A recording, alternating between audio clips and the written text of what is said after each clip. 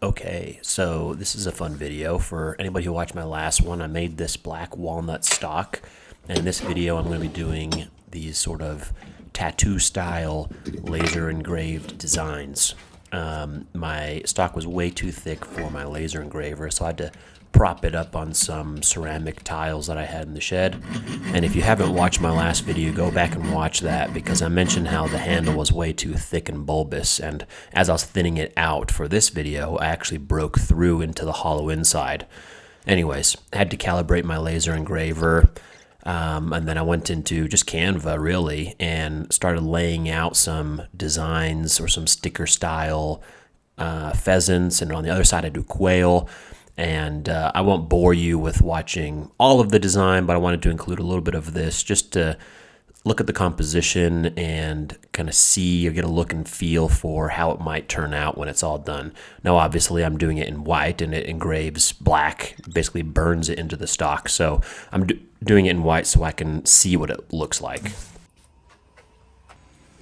Now, I'm not going to make you watch all of these laser engraves, but I'll do some of them as a time lapse. Instead of doing them all in one big design, I decided to do them individually. I figured that would give me a little bit more control over exactly where they are, because once you start engraving, you can't really stop or adjust. So I kind of do one, start the next one, reposition the laser, reposition the stock, so that it looks good. And you can kind of see here the grass is one element or one session of engraving, and then this pheasant with grass is another one, and I just line them up on the bottom. What I'll probably end up doing here is engraving like a border or a line along the bottom, so it's not such a harsh kind of cutoff of the design, especially these kind of more organic shapes. Feels kind of unnatural that they just get cut off at the bottom. I'm super nervous this whole time of exposing my camera sensor to this laser. It's a brand new phone. I'm worried about destroying it. But you actually see in that last shot, the work got bumped as it was engraving, so I had to sand it all off and do it again. I guess that's one of the pros of doing laser engraver. It only goes about 1 millimeter into the wood, so I can pretty easily just sand it off and go again.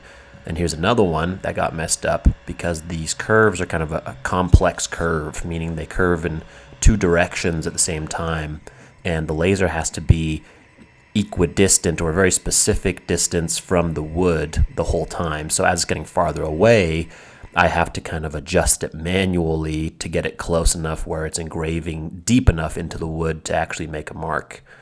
This is the app that I'm using. I did try to do this design that I made on the handle, but again, because of the complexity of the curves, the sides where the wood started to curve away from the laser didn't really look good and kind of got distorted and was weaker. So I ended up just shaving all of that off, and maybe I'll come back again with some hand tools and do some checkering with some chisels or some checkering tools that I might buy. Okay, on to the other side. On the first side, I did a bunch of pheasants, as you probably already saw. And on this side, I'm doing quail. Now, before I reveal all of them, I do know that they are two different species of quail. It's not a male California quail and a female California quail. It's a male California, and I think the other one might be a bob white quail. But I don't really care. It's my work, so I'm just going to go for it. Here's me again attempting to keep the laser out of the sensor. I removed that guard, but that way we don't have to look through that weird green filter or that red guard again for the whole video.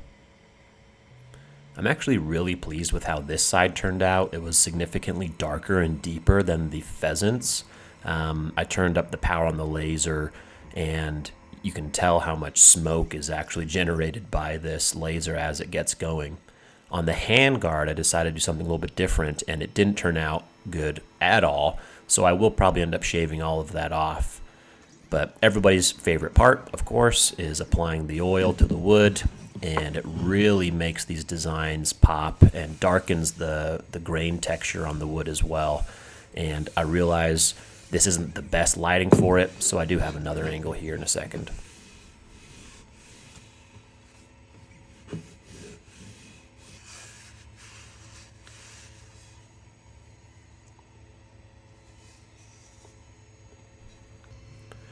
Now, I know it's not perfect, but that's not really the point. This was a super cheap project. The wood was free. The gun is very cheap. And really, it's just me playing around with the laser engraver and seeing how I can do these kind of textures and designs on these projects.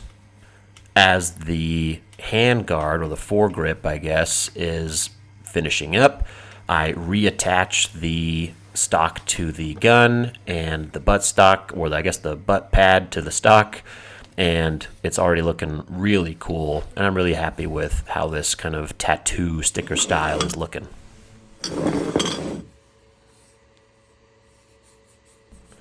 Those weird kind of smudgy marks on the outsides of this are supposed to be oak leaves and acorns, but I think the kind of lightness or the texture on those didn't really work, and I put a little dog in honor of my own dog.